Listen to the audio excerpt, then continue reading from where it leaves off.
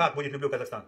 А мне вообще похуй, понимаешь, казахский язык. Мне вообще он поебать нахуй. Да? Я ебал этот казахстанский язык. Потому что все со мной разговаривают здесь в данном моменте на русском языке, понимаешь? Ты меня понял?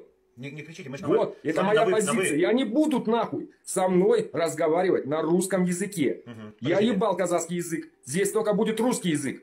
И они все будут на русском общаться. А страна? Здесь в Конституции прописано русский язык. И он будет русским языком. Ты понял нахуй?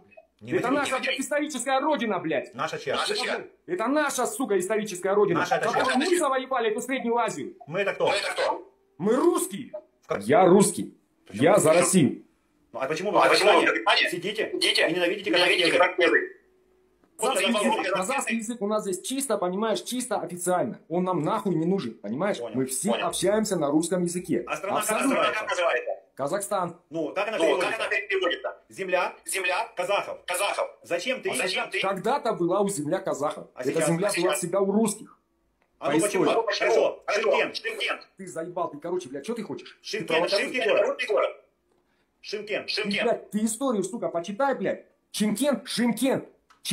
Это, блядь, узбекский город, блядь. Это крепость узбеков. Это, блядь, ты почитай. Я Николай, сын Василия, из благородных славянских родов русов, Богдан. Я Салтанат, женщина из благородного рода Карагисеков. Требую у власти жестокого наказания и показательных судов над сепаратистами и сурового уголовного наказания для всех сепаратистов, которые посягают на независимость Республики Казахстан.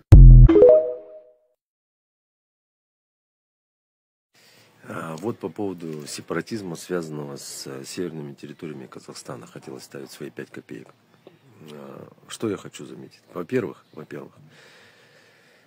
в большей степени это противостояние, называемое сепаратизмом, оно в большей степени существует в информационном поле. А информационную войну достаточно просто выиграть, если государство обратит на это внимание и меньше будет говорить об высказываниях отдельных российских депутатов, а больше показывать фактов мирного существования, конструктивного существования между национальностями и народами, населяющими Северный Казахстан. Это очень важно. Второе, что очень важно, это то, что есть стратегическое партнерство, договор подписан с Великобританией в 2024 году и с Китаем ранее. Между Казахстаном и Великобританией, между Казахстаном и Китаем, что создает военно-политический зонтик для Казахстана, на который никто не посягнет на самом деле. На самом деле никому это не выгодно, потому что это грозит не только санкциями, но это грозит также отстранением вообще от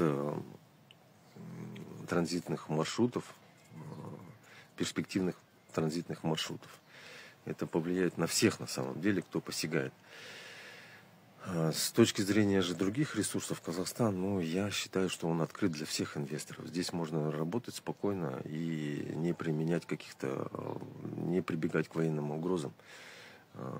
Пожалуйста, стройте АЗС, пожалуйста, разрабатывайте полезные ископаемые. Сейчас это все открыто. И говорить о таком конфликте, который был развязан в Украине, но в Казахстане нет. Потому что в Казахстане, в отличие от Украины, есть стратегическое партнерство с Китаем, это очень важно. А Китай накануне войны России с Украиной, он поссорился с Украиной, благодаря Украине. Украина не дала приобрести, вернее, один большой завод, по-моему, это связано с самолетостроением. И еще пахотные земли тоже Китай пытался взять в аренду, но Украина завернула этот вопрос, и таким образом обнаружилось или появилось противостояние между Украиной и Китаем, и вот таким образом Россия выступила здесь уже, в том числе, защищая интересы Китая. И еще немаловажный момент, это то, что историческая фактология на самом деле сейчас более открытая наука, не политизированная, и она дает все больше подтверждения тому, что вся эта территория раньше населялась тюрками и лицами, скажем так, монголоидной расы.